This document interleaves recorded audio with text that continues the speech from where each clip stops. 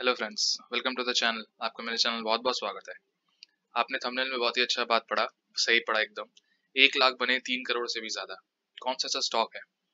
क्या 1 लाख 3 करोड़ बन सकते हैं विद इन जस्ट 10 years, 10 साल के अंदर? ये हाँ हुआ है। ये मैं झूठ नहीं कह रहा हूँ, ठीक है। ये जो है प्रूवन है ना। ऐसा स्टॉक है स्टॉक मार्केट में जो कि कंसिस्टेंटली अपने शेयर होल्डर्स को 60% के आसपास का CAGR देके जा रहा है। मतलब अगर कोई भी स्टॉक, अगर आप इसमें 10 साल पहले अगर 1 लाख निवेश करते ना, तो अभी तक आपका पैसा 3 करोड़ 17 लाख रुपया हो जाता। ठीक है। तो आज उसी के बारे में हम डिस्कस करने जा रहे हैं। ये मेरा चैनल है, आप इसको सब्सक्राइब कर सकते हो, वीडियोस देख सकते हो। यहाँ पे बहुत सारे इन्फॉर्मेटिव वीडियोस आए हुए हैं। तो चलिए शुरू करते हैं। वो स्टॉक कौन सा आपको दिख ही गया होगा मेरे ऊपर, none other than Bajaj finance. Sir Bajaj finance ये एक ऐसा स्टॉक है ना जो आपके पोर्टफोलियो में अगर नहीं रहता है ना तो आपका पोर्टफोलियो अधूरा है सर। NBFC का दिग्गज कंपनी है, दिग्गज कंपनी है। इनके जितनी मार्केट रीच है ना शायद ही किसी की होगी। अगर इनके हम zero cost zero interest loan की बात करें, या फिर हम EMI की बात करें, जीरो कॉस्ट EMI की बात करें, या फिर रिटेल लोन की बात करें, चाहे वो रिटेल में हो, कंज्यूमर्स में, कमर्शियल में, MSME में, ये सब में छाए हुए हैं, है ना। अगर आप इसका मैक्सिमम चार्ट पैटर्न देखोगे, देखिए आप कितना सुंदर तरीके से इसने जो है अपने सारे शेयर होल्डर्स को जो है यहाँ पे वेल्थ बना के दिया है। मतलब कंसिस्टेंट रूप से जो है ये कंपनी काम करते रहती है, ठीक है। एकदम शांत तरीके से आप देख पा रहे हो। यहाँ पे कोविड के बाद क्या लंबा क्रैश आया था, है ना। कंपनी गिर गई थी, NPS काफी ज्यादा हो गए थे, क्योंकि ये जो लोन देते हैं सिक्योर्ड वे से, अनसिक्योर्ड वे से, दोनों वे से देते हैं, ठीक है। इनका जो काम रहता है वो यहाँ पे आप देख पा रहे हो कितना ज्यादा यहाँ पे गिरा। 4200 से स्टॉक जो है 1900 में आ चुका था, है ना। 1900 में आ चुका था, लोग पैनिक हो गए थे, 1800 के आसपास चला गया था। लोग कह रहे थे ये अब जो है खत्म हो जाएगा बजाज फाइनेंस। आप देखो आज कहाँ पे है कंपनी, 6000। सर जिस कंपनी का फाइनेंशियल तगड़ा होता है ना, जिस कंपनी के सारे कुछ तगड़े होते हैं, वो कंपनी कभी भी डूबता नहीं है। आज हम बात करेंगे इसी के फाइनेंशियल्स के बारे में, इसके फ्यूचर ग्रोथ प्रोस्पेक्ट के बारे में, और हम देखेंगे किस तरह से कंपनी जो है एक वेल्थ क्रिएटर रह चुकी है, और इसका जो यहाँ पे CAGR रिफ्लेक्ट कर रहा है, क्या इसके कंपनी के फाइनेंस से मैच कर रहा है या नहीं कर रहा है, वो सारा कुछ यहाँ पे देखेंगे, ठीक है।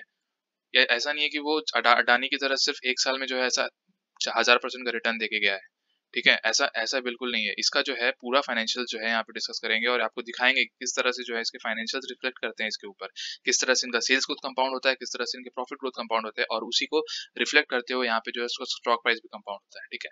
तो सारा कुछ डिस्कस करेंगे। अगर आप चैनल में नए हैं तो मेरे चैनल को सब्सक्राइब कर सकते हैं, and share the video with friends and family so that they can also aware it of the stock. तो चलिए शुरू करते हैं। बजाज फाइनेंस आपने देखा कितनी बड़ी वेल्थ क्रिएटर रही है कंपनी। अगर आप इसका रिटर्न देखोगे ना, 1 साल का रिटर्न अगर देखोगे, यहाँ पे 112% का रिटर्न यहाँ पे दे रहा है। 5 साल का रिटर्न 643%। मैक्सिमम चार्ट पैटर्न देखोगे 1 लाख% से ऊपर का रिटर्न यहाँ पे देखी जा रही है कंपनी। कौन सी कंपनी देखी जाती है भैया, मेरे को बता देना यहाँ पे, ठीक है। स्टॉक में मतलब लिखना मेरे को CAGR टर्म में यहाँ पे कमेंट में, तो मेरे को पता चलेगा। इस कंपनी के फाइनेंस देख लेते हैं, मतलब फाइनेंशियल देख लेते हैं, और कंपनी करती क्या है वो देखते हैं। कंपनी आप देख पा रहे हो यहाँ पे मैक्सिमम चार्ट पैटर्न मैंने आपको दिखाया, 1 लाख से ऊपर का रिटर्न यहाँ पे नजर आ रही है। कंपनी जो है more than intrinsic value trade कर रही है। कंपनी यहाँ पे FD से अच्छा रिटर्न देखा जाती है। स्टॉक में डिविडेंड यहाँ पे उतना अच्छा देती नहीं है कंपनी। कंपनी ग्रोथ में बिलीव करती है, मैं आपको पहले ही बता चुका हूँ। Company is a good point two enter right now. Overbought zone में यहाँ पे कंपनी नहीं है, कोई भी रेड फ्लैग यहाँ पे नजर नहीं आता, जो कि बहुत ही अच्छी बात होती है। अगर आप देखोगे यहाँ पे इनकी पी जो है वो 82 के आसपास है, और सेक्टर पी 25 है, तो यहाँ पे काफी प्रीमियम वैल्यू में ट्रेड करती है just because of its valuation. ये काफी अच्छा जो है यहाँ पे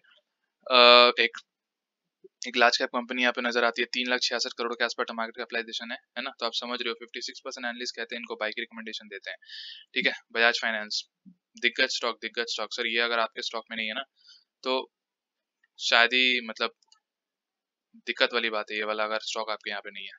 अगर हम बात कर लेते हैं इसके कुछ फाइनेंशियल्स के बारे में, फाइनेंशियल तो इतने प्यारे हैं ना सर, मैं आपको क्या बताऊं। Company has delivered a profit growth of 28.15% over the last 5 years, ठीक है। 28% के आसपास का CAGR जो है कंपनी देके जाती है। इनका सबसे बड़ा जो रेवेन्यू आता है आपको पता ही होगा, जीरो इंटरेस्ट लोन से आता है, ठीक है। चाहे वो रिटेल हो, चाहे वो कंज्यूमर ड्यूरेबल हो, चाहे वो MSME हो, चाहे कमर्शियल हो।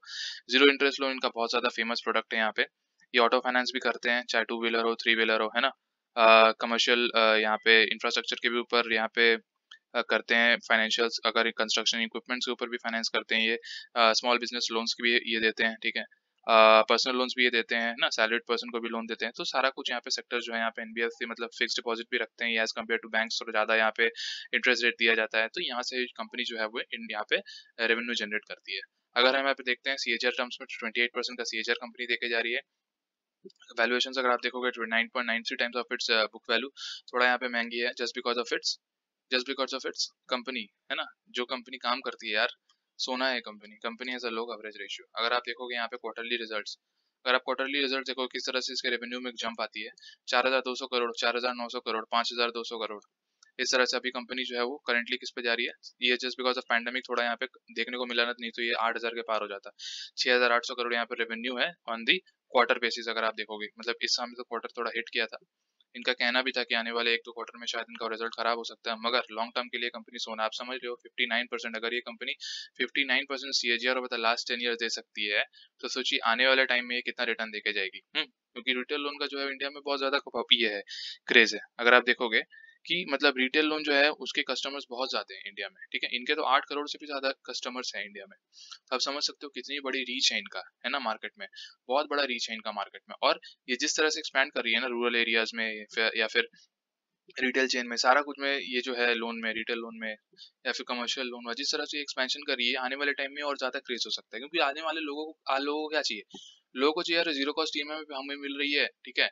हम जो चीज बाद फ्यूचर में लेना चाहे वो अभी ले सकते हैं ना, हमें तो ज्यादा पेमेंट करना नहीं है, कुछ पैसे ज्यादा देके हमें वो चीज आज ही मिल जाएगी, तो हम उसे आज का खुश क्यों ना ले। तो इनका जो बिजनेस मॉडल है ना वो बहुत ज्यादा यूनिक है, ठीक है। तो इस हिसाब से इनके जो रेवेन्यूज अगर आप देखोगे, नेट प्रॉफिट किस तरह से बढ़े जा रहे हैं, 965 करोड़, 1146 करोड़, 1347 करोड़, बहुत ही अच्छी बात यहाँ पे नजर आ रही है। अगर आप इनकी EPS देखोगे, अर्निंग पर शेयर, तो वो भी कंटिन्यूअसली यहाँ पे ग्रो कर रही है, 15%, 16%, 19% एंड 22%, दैट इज आउटस्टैंडिंग। इनका जो है NPA जो है यहाँ पे इस क्वार्टर में यहाँ पे बढ़ा है, जस्ट बिकॉज ऑफ कोविड का आपको पता है बैडली इंपैक्ट किया जितने भी बैंकिंग या फिर नॉन बैंकिंग सेक्टर है। लेकिन आने वाले टाइम में यही दोनों सेक्टर जो है वो ज्यादा बूम, क्योंकि इकोनॉमी में जो है ना, अगर आप देखोगे सेक्टर, अगर आप देखोगे निफ्टी में भी सबसे ज्यादा वेटेज किसका है, बैंकिंग या फाइनेंस, है ना। ये सब नहीं रहेंगे तो इंडिया में चलाने, मतलब अर्थव्यवस्था को चलाने के लिए क्या चाहिए, बैंकिंग चाहिए, पैसा चाहिए, क्योंकि बैंकिंग फाइनेंस चाहिए, राइट।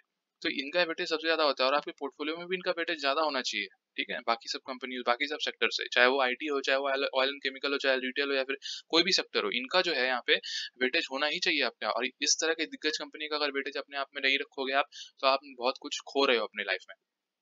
अगर आप प्रॉफिट एंड लॉस स्टेटमेंट देखते हैं ना, कितना ही भयानक है प्रॉफिट एंड लॉस स्टेटमेंट। अगर आपको नजर आ रहा है, रेवेन्यू आप देखो 12,000 करोड़, 18,000 करोड़, 26,000 करोड़, 26,000 करोड़ इन मार्च, स्टैग्नेंट रहा, उतना बढ़ा नहीं। अगर हम मार्च 2021 की बात करें, just because of Covid badly impact हुआ था, फिर भी जो है बहुत ही अच्छा रिजल्ट यहाँ पे कंपनी देके जा रही है। अगर आप नेट प्रॉफिट देखोगे ना, नेट प्रॉफिट में क्या जंप हुआ है, 5,200 करोड़ से जो है यहाँ पे थोड़ा बैडली हिट हुआ था जस्ट बिकॉज ऑफ कोविड। लेकिन किस हिसाब से कंपनी ग्रो कर रही है आप देखना, यहाँ पे 898 करोड़, 1,200 करोड़, 1,800 करोड़, 2,400 करोड़, यहाँ पे 3,900 करोड़, 5,200 करोड़, और ये आने वाले टाइम में 7,000 करोड़ के पार हो जाती है, जस्ट बिकॉज ऑफ कोविड इनका जो है यहाँ पे रुका हुआ है। ये तो कंपनी में क्या पोटेंशियल है सर, ये कंपनी आपको 10,000 तक भी जाने को देख सकती है आने वाले 1-2 सालों में। इस हिसाब से अर्थव्यवस्था अगर सुधरती है ना, इंडिया तो ट्रैक पे आएगा ही आफ्टर कोविड, सब कुछ तो खुलने ही वाला है। सब कुछ जब खुल जाएगा ना, तो आप देखना किस तरह से जो ये कंपनी जो है अपना बोलबाला दिखाती है, ठीक है। बैलेंस शीट आप देखोगे, रिजर्व्स किसके पास है कंपनी का यहाँ पे लायबिलिटीज, यहाँ पे अगर हम देखेंगे, यहाँ पे टोटल एसेट्स देखोगे तो हमेशा बढ़ते ही जा रहा है कंपनी का, है ना, जो कि बहुत ही अच्छी बात यहाँ पे नजर आ रही है। अगर हम इसके शेयर होल्डिंग पैटर्न देख ले, जो भी बहुत तगड़ी नजर आती है कंपनी में, कंपनी के प्रमोटर्स को यहाँ पे पूरा भरोसा है, कंपनी जो अपना स्टेक नहीं बेच रही, 58%, 56% के आसपास स्टैग्नेंट यहाँ पे शेयर्स दिख रहा हुआ। FIIs को, फॉरेन इंस्टीट्यूशनल इन्वेस्टर्स को काफी ज्यादा भरोसा है, यहाँ पे स्टेक बढ़ाए जा रहे हैं। आप देखो 22 से यहाँ पे 24% के आसपास हो गया। DIS को भी काफी भरोसा है, यहाँ पे 8% से जो है यहाँ पे 9% के आसपास यहाँ पे स्टेक दिख रहा है। पब्लिक का अगर आप देखोगे तो काफी ज्यादा पैसा लगा हुआ है, 10% के आसपास का पैसा यहाँ पे लगा हुआ है। अदर्स यहाँ पे ये नहीं है दिखा हुआ है। तो आप देख सकते हो किस हिसाब से यहाँ पे शेयर होल्डिंग पैटर्न नजर आती है। कंपनी बहुत ही सोना कंपनी है, मैं आपको बता रहा हूँ।